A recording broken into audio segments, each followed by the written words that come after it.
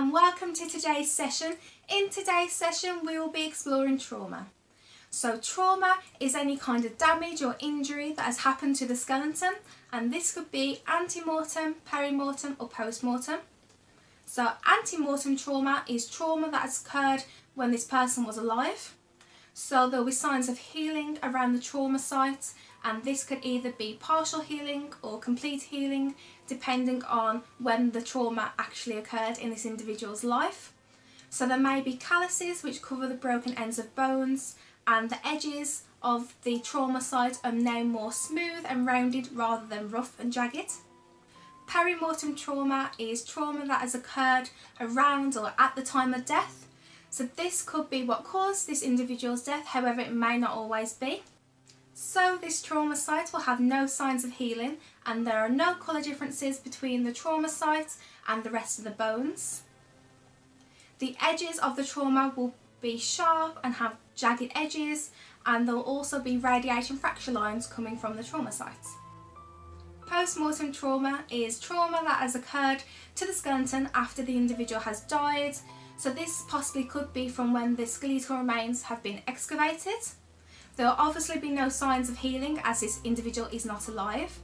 There is rarely any fracture lines coming from the trauma site. However, there are normally colour differences between the trauma site itself and the surrounding bones. Trauma sites normally consist of fractures in bones, and these could either be from direct trauma or indirect trauma. So direct trauma is when the break is at the point of impact, whereas indirect trauma is where the break occurs at a point that is not the point of impact.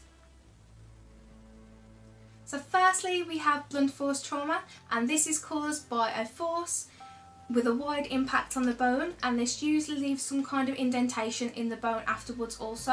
Some weapons that leave blunt force trauma marks leave recognisable patterns, such as a hammer for example. This usually leaves a more of a circular pattern. We also have sharp force trauma, and this is caused by a pointy, sharp-edged implement that has made impact on the bone.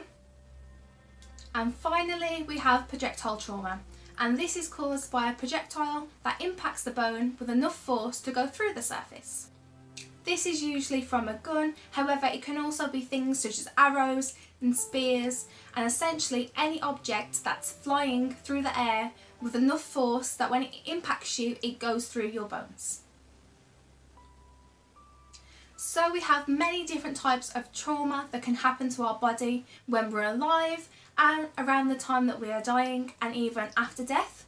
And it's really important to be able to identify what kind of trauma this is and essentially when this trauma happened, as this is a unique identifying characteristic to you and can be used to help identify who you are. So thank you for joining me today for our little discussion about trauma. Hopefully you've learned something new. Bye!